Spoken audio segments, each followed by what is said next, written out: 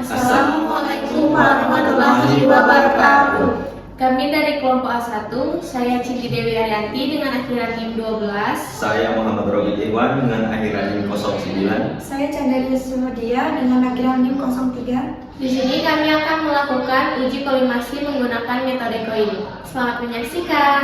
Pada video ini kami akan melakukan uji kolimasi pesawat Sinar X menggunakan metode koin. Pengujian ini bertujuan untuk mengetahui kesesuaian antara lapangan cahaya kolimator dengan lapangan Sinar X yang dihasilkan saat eksposi. Langkah pertama, pastikan pesawat Sinar X dalam kondisi siap digunakan. Selanjutnya, atur posisi tabung Sinar X agar tegak lurus terhadap meja pemeriksaan.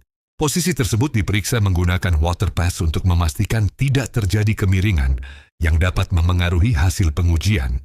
Setelah posisi tabung sesuai, siapkan alat dan bahan yang diperlukan, yaitu detektor digital, 9 buah koin, water pass, dan penggaris berukuran 24 x 30 cm.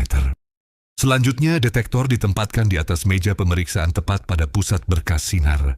Kemudian, source to image distance atau SID diatur menjadi 100 cm sesuai standar pengujian. Setelah posisi alat sudah sesuai, lampu kolimator dinyalakan. Dengan bantuan penggaris, ukuran lapangan cahaya diatur hingga sesuai dengan ukuran yang diinginkan. Di sini kami menggunakan ukuran 24 x 30 cm. Setelah lapangan cahaya tepat, 9 buah koin dipasang sebagai penanda. Koin ditempatkan pada keempat sudut, di tengah masing-masing sisi, dan 1 buah tepat di bagian tengah sebagai titik acuan. Koin inilah yang nantinya digunakan untuk membandingkan antara lapangan cahaya kolimator dengan lapangan Sinar X hasil eksposi. Setelah seluruh koin berada pada posisi yang benar, selanjutnya dilakukan eksposi menggunakan faktor penyinaran yang telah ditentukan.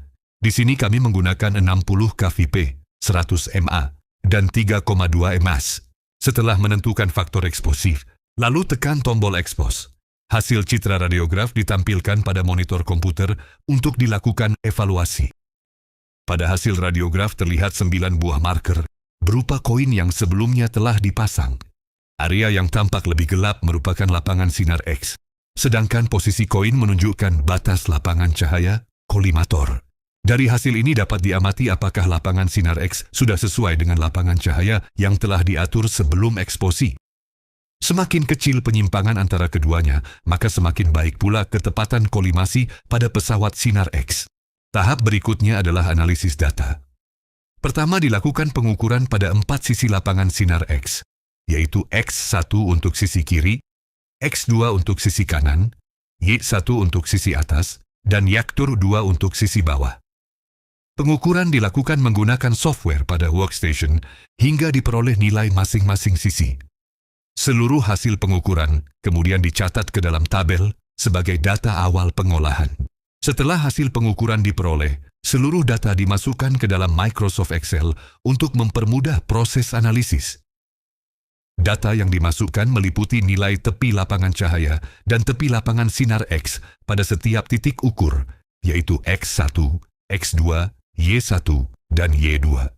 Nilai lapangan cahaya yang diperoleh adalah 12 cm pada sisi X1 dan X2, serta 9 cm pada sisi Y1 dan Y2.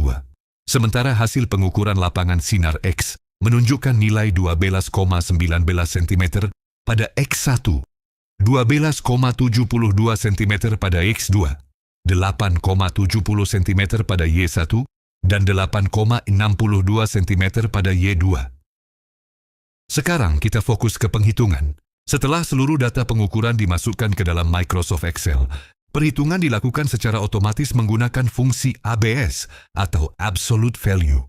Fungsi ini digunakan untuk menghitung selisih mutlak antara tepi lapangan cahaya dengan tepi lapangan Sinar X, sehingga hasil perhitungan selalu bernilai positif.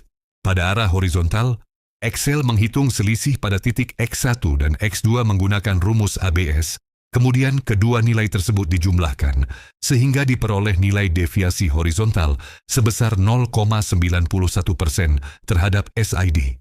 Selanjutnya pada arah vertikal, Excel menghitung selisih pada titik Y1 dan Y2 dengan cara yang sama, kemudian menjumlahkannya, sehingga diperoleh nilai deviasi vertikal sebesar 0,68% terhadap SID. Setelah itu Excel menjumlahkan deviasi horizontal dan vertikal sehingga diperoleh total deviasi sebesar 1,59%. Terakhir, Excel membandingkan hasil tersebut dengan batas toleransi uji kolimasi. Karena deviasi horizontal dan vertikal masing-masing kurang dari 2% dan total deviasi kurang dari 3%, maka hasil pengujian dinyatakan lolos atau memenuhi standar quality control.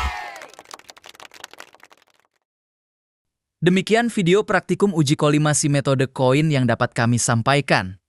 Terima kasih atas perhatian Bapak Ibu dosen dan teman-teman semua.